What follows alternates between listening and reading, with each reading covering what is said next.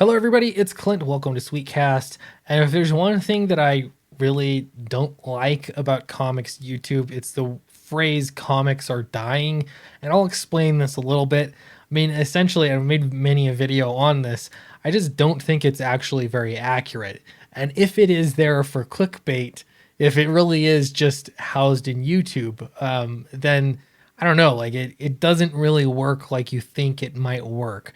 If you genuinely believe that comics are dying, like dying is the accurate word for it, that's fine. But first, hear me out. I think that there are some more accurate and actually more productive ways to describe what exactly the comic book industry is or what it was over the past few years. Again, I've made videos on that topic, but I have I think, unique way to go over this and talk about some more recent things.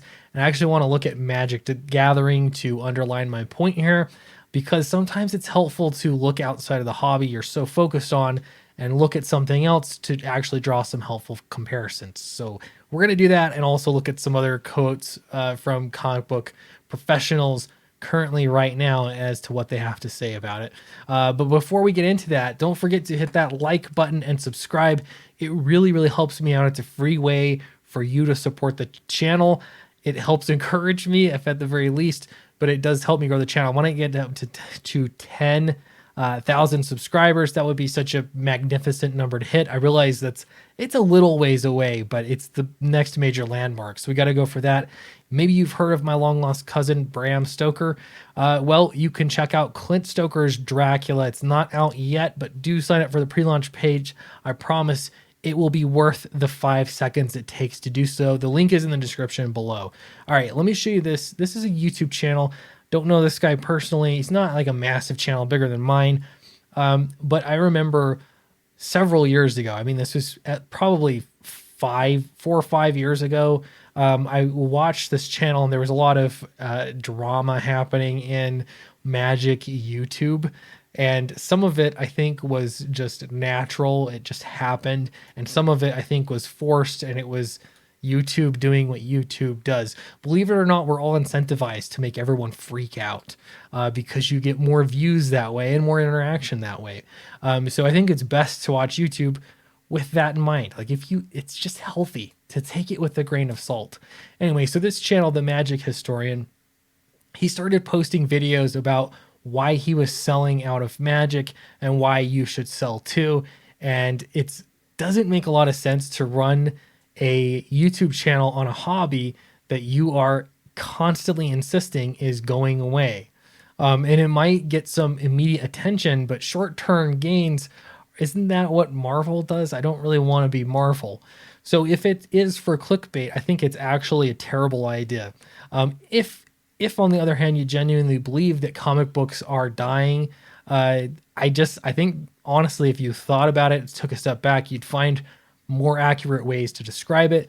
I would definitely not say the comic book industry is thriving, but there is a whole lot of nuance between those two hyperbolic statements. So back to the Magic Historian. This mattered because he started making videos and more videos and more videos because he was getting views on saying that Magic was dying and everyone should sell out of it.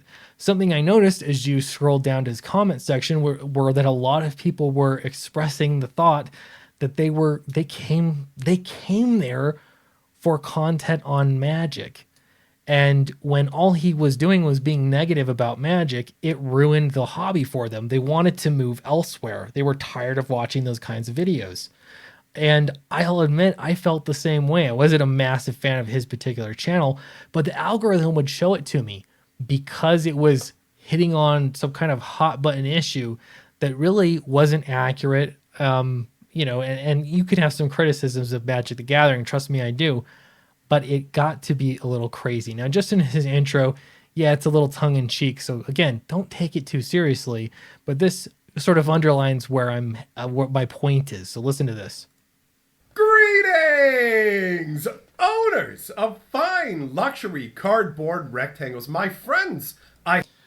And starting every video like that, it's kind of funny. You're being facetious to really look at those cardboard squares and realize that's all they are. They're just cardboard rectangles that all of us are spending money on, these luxury cardboard rectangles. Yeah, am I nitpicking a little bit? Sure. I mean, is it a sense of humor? Sure. But at the same time, that is exactly there's a misconnection there when you are trying to talk about a hobby with your fans that presumably enjoy that hobby. That is why they come to learn about it. And if you're constantly putting it down, it just, I mean, you're going to go elsewhere. So, yeah, I mean, you want to be accurate and tell the truth, but at the same time, I think, I think you can go too far another direction. Anyway, so you may have seen this floating around as well. Mark Brooks saying comics aren't dying, they're thriving. They're thriving. That is hyperbole as well. There is so much middle ground here.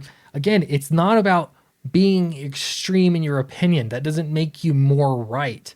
Uh, Accuracy and honesty is better. So thriving, certainly not. I think it depends on who you are, but I'm going to keep making comics until the day comes that I make comics and nobody wants to read those comics, and it doesn't financially make sense to do so, or unless I for some reason get extremely bored or tired of making them.